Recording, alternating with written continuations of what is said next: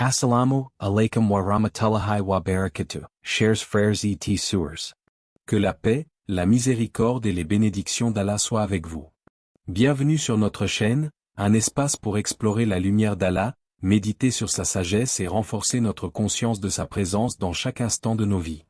Ensemble, rapprochons-nous de lui, cultivons la taqwa et découvrons la grandeur de notre âme guidée par la vision divine. Tout commence toujours par une promesse. Une promesse de soulagement, de bonheur, de paix intérieure.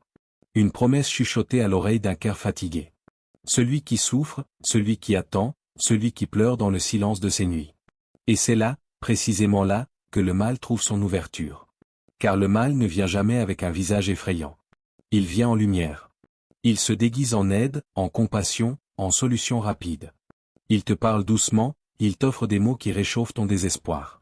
Il te dit, je peux arranger ta vie, guérir ton cœur, ramener celui qui t'a quitté. Et tu veux y croire. Tu veux tellement y croire. Parce que la douleur t'a épuisé, et la foi te semble lointaine. Pause, respiration lente. Alors, tu vas voir ce qu'on appelle un voyant. Tu entends dire qu'il lit les destins, qu'il sent les énergies, qu'il comprend ce que toi-même tu ignores de ton âme. Tu entends parler d'une bague protectrice, d'un fil rouge, d'un talisman qu'il faut garder sur soi. Et tu te dis, pourquoi pas? Si cela peut m'aider. Mais tu ne vois pas que le piège s'est déjà refermé. Car derrière ces gestes anodins se cache un pacte invisible. Et chaque fois que tu cherches refuge ailleurs qu'en Allah, tu avances un peu plus dans l'ombre, sans t'en rendre compte. Le prophète a dit, celui qui porte un talisman a commis un acte de shirk. Rapporté par Ahmad, ces mots ne sont pas une menace, mais un avertissement plein de miséricorde. Parce qu'Allah sait que l'âme humaine est fragile. Elle cherche toujours quelque chose à quoi s'accrocher. Et parfois, dans sa détresse, elle s'accroche à autre chose que lui. L'encrescendo musical où la voix devient plus profonde. Mais réfléchis un instant. Si un simple objet pouvait te protéger, si une main humaine pouvait te libérer du destin, alors pourquoi Allah dirait-il, et si Allah te touche par un mal, nul autre que lui ne peut l'enlever. Surat Al-An'am, verset 17. Le mal se cache dans les promesses faciles.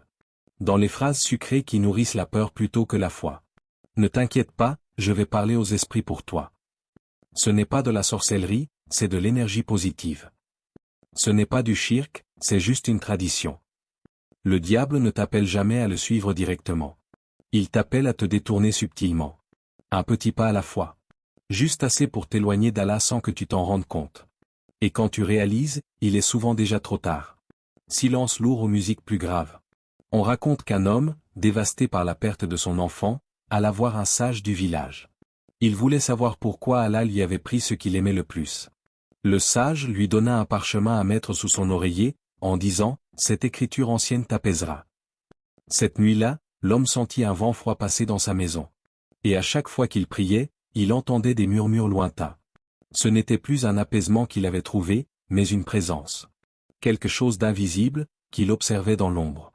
Ce qu'il croyait être de la lumière, n'était qu'une lumière fausse, un feu sans chaleur. Un feu qui brûle l'âme sans qu'on le voie. Musique plus rythmée, plus dramatique. Le mal aime se vêtir de bienveillance. Il te fait croire que tu contrôles, alors qu'en réalité, c'est lui qui t'enchaîne. Il te fait prononcer des mots que tu ne comprends pas, porter des symboles dont tu ignores l'origine, allumer des bougies rituelles en pensant appeler la paix, alors que tu invoques ce qui n'a pas de paix à donner. Et pourtant, tout cela commence avec une simple illusion. Un cœur en manque d'espoir. Un esprit qui cherche la guérison, mais dans la mauvaise direction. Le prophète nous a appris, demande à Allah, et place ta confiance en lui. Parce que même dans la nuit la plus sombre, le secours d'Allah est plus proche qu'un souffle.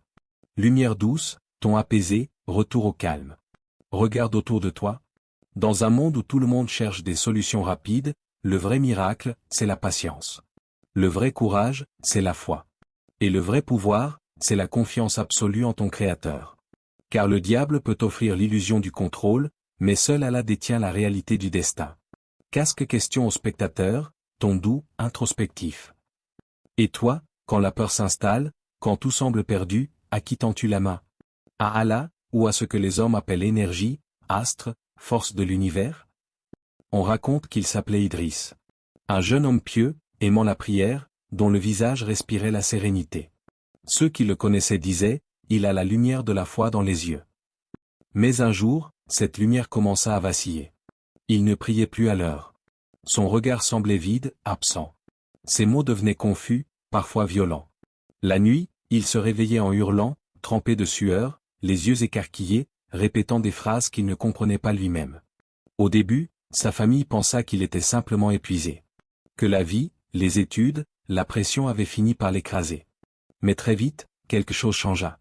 Des objets tombaient sans raison, les lampes s'éteignaient seules, et une odeur étrange flottait dans la maison. Le père d'Idriss sentait qu'un mal invisible s'était invité chez eux.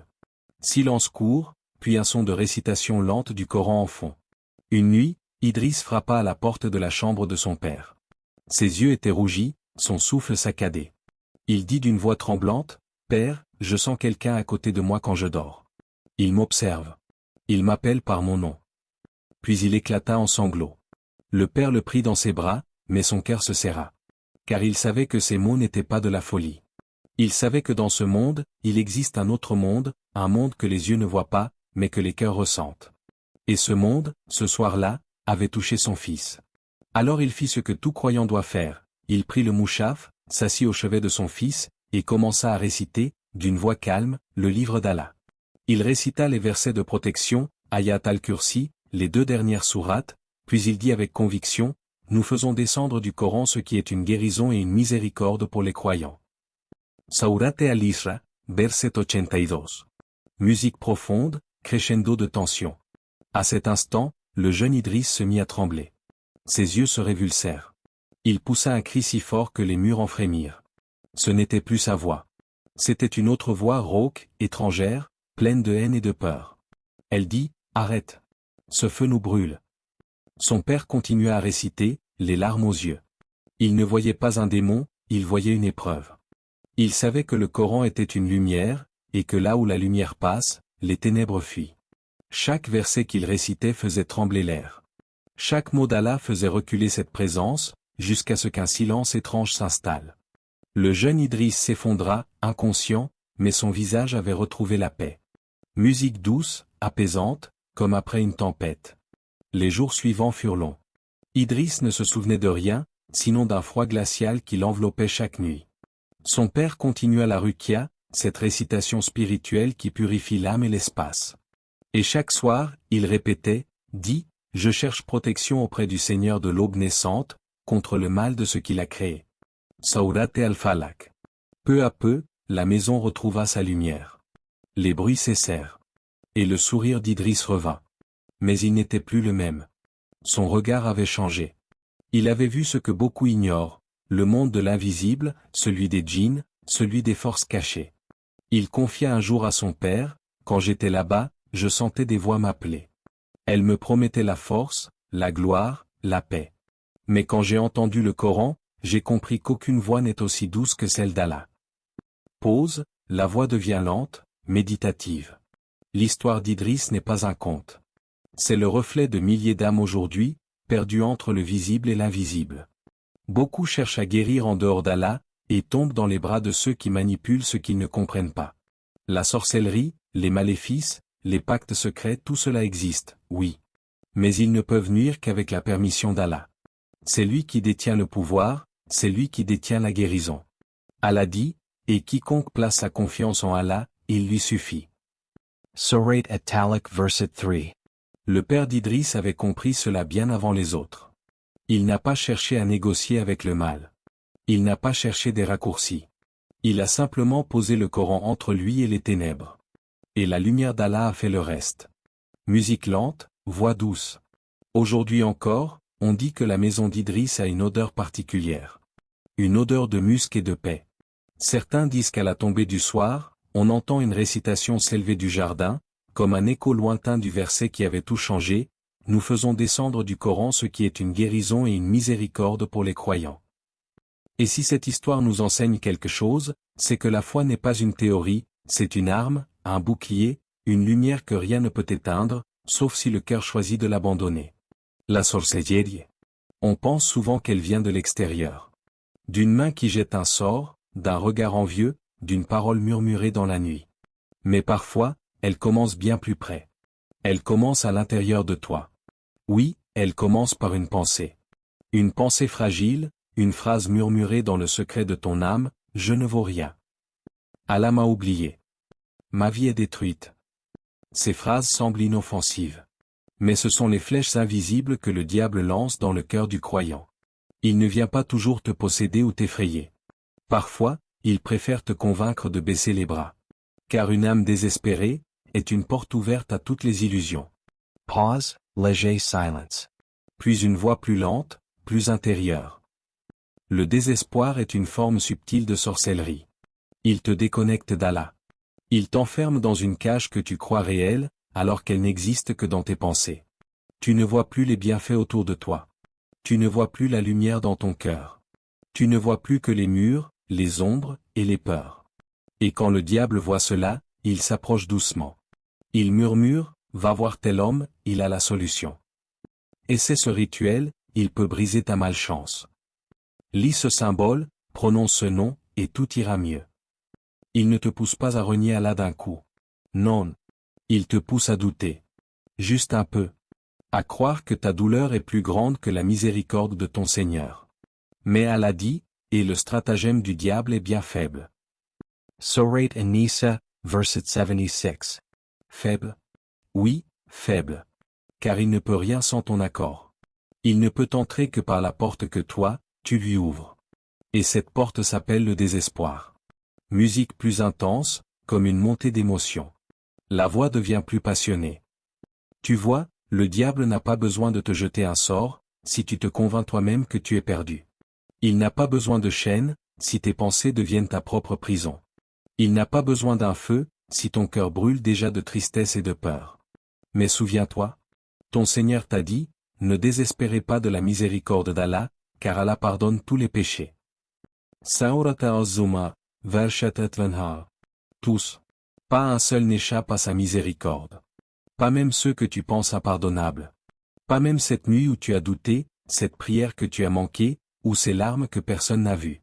Silence, puis un ton plus doux, plus réconfortant. Le piège du désespoir, c'est qu'il te fait oublier le nom d'Allah. Et quand tu oublies ce nom, le monde entier semble se fermer sur toi. Tu te sens vide, seul, inutile. Tu penses que ton histoire est finie. Mais c'est faux. Ton histoire n'est jamais finie tant qu'Allah est avec toi. Allah ne t'a pas abandonné. Il t'a attiré vers lui par l'épreuve. Parce qu'il sait que sans cette douleur, tu ne l'aurais peut-être jamais appelé. Sans cette nuit noire, tu n'aurais jamais vu la lumière du matin. Et si ton épreuve n'était pas une punition, mais une invitation à revenir vers celui qui t'aime le plus? Musique plus lumineuse, une lueur d'espoir. Oui, il t'aime. Même quand tu t'éloignes, même quand tu doutes, même quand tu tombes. Il t'aime au point de t'envoyer des rappels dans tes chutes. Parfois sous forme de douleur, parfois sous forme de solitude, mais toujours dans le but de te ramener à lui. Le prophète a dit, étonnante est l'affaire du croyant. Tout ce qui lui arrive est un bien pour lui. Rapporté par Muslim. Même l'épreuve est un bien. Même la blessure peut devenir une prière. Même les larmes sont un chemin vers la guérison. Le désespoir veut te convaincre que c'est fini. Mais Allah veut te rappeler que rien n'est fini tant que tu crois. Et même si tu n'as plus la force de croire, il croit encore en toi. Car c'est lui qui a créé ton cœur, et il sait qu'au fond, ce cœur l'appelle encore. La musique s'apaise, presque silencieuse. La voix devient chuchotée, intime. Ne laisse pas le désespoir t'enchaîner. Ne lui donne pas le pouvoir qu'il n'a pas. Tant que tu te réfugies auprès d'Allah, rien ne peut t'atteindre. Même dans le noir le plus total, une seule parole peut te libérer, Hasbi Allahu wa Nima al-Wakil. Allah me suffit, il est le meilleur des protecteurs. Headphone question inspired, Chuchiti Lente? Et si ce que tu vis maintenant, ce que tu appelles malédiction, n'était en réalité qu'un appel d'amour divin, une façon pour Allah de te dire, reviens. Je t'attends. Goûtelet-il existe dans ce monde visible et invisible des forces qui échappent à notre regard. Des vents de mal, des jalousies, des sorts, des paroles murmurées dans l'ombre. Mais au-dessus de tout cela, il y a la lumière d'Allah, plus vaste, plus forte, plus pure que toute noirceur. Et cette lumière, mon frère, ma sœur, réside dans ton cœur, si seulement tu la nourris par la foi. Le prophète, dans sa sagesse, n'a jamais laissé ses compagnons sans armes. Il leur a enseigné les boucliers invisibles, les armes de la lumière. Il a dit, quiconque récite Ayat al-Kursi après chaque prière, rien ne l'empêchera d'entrer au paradis si ce n'est la mort. Rapporté par An-Nasaï, et que dit ce verset? Allah. Point de divinité à part lui, le vivant, celui qui subsiste par lui-même. Ni somnolence ni sommeil ne laisse sent. À lui appartient tout ce qui est dans les cieux et sur la terre. Surat al-Baqarah, verset 255, chaque mot de ce verset est un rempart. Chaque récitation est une barrière entre toi et le mal. Quand tu le prononces, c'est comme si un voile de lumière se déposait autour de toi, repoussant toute obscurité, toute présence qui voudrait t'effrayer. Et puis, il y a ces trois joyaux, Al-Ikhla, Al-Falaq et An-Nas. Les trois dernières sourates du Coran. Elles sont comme trois flèches de lumière dans la nuit. Elles rappellent aux croyants que le mal ne vient pas d'Allah, mais qu'Allah est le seul refuge contre lui. Dis, je cherche protection auprès du Seigneur de l'aube naissante, contre le mal de ce qu'il a créé, contre le mal de l'obscurité quand elle s'épaissit, contre le mal de celle qui souffle sur les nœuds, et contre le mal de l'envieux quand il envie. Surat al-Falaq, chaque matin et chaque soir, ces paroles purifient ton âme. Elles ne sont pas que des mots, mais des clés célestes. Et quand elles s'unissent à ta sincérité, aucun sorcier, aucun djinn, aucune rancune ne peut t'atteindre. Car la véritable forteresse, ce n'est pas un talisman suspendu à ton cou, ni une formule que tu répètes 100 fois. C'est ta confiance en Allah, ton tawakkul. Et quiconque place sa confiance en Allah, il lui suffit. Surat at-Talaq, verset 3, ces mots sont un océan. Car quand tu te confies à Allah, tu reconnais que tu n'as pas de pouvoir, et que lui seul détient le contrôle de toute chose.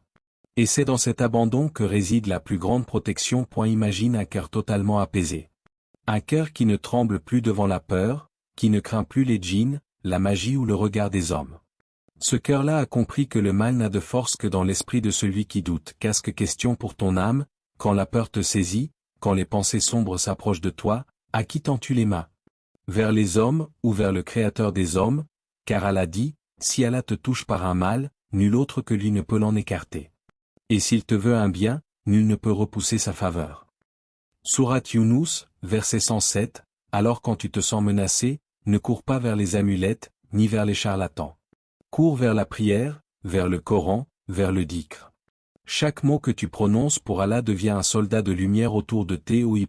Et souviens-toi, les ténèbres existeront toujours. Mais aucune obscurité ne peut éteindre la lumière d'un cœur sincère. Celui qui s'en remet à Allah devient lui-même une lampe dans la nuit.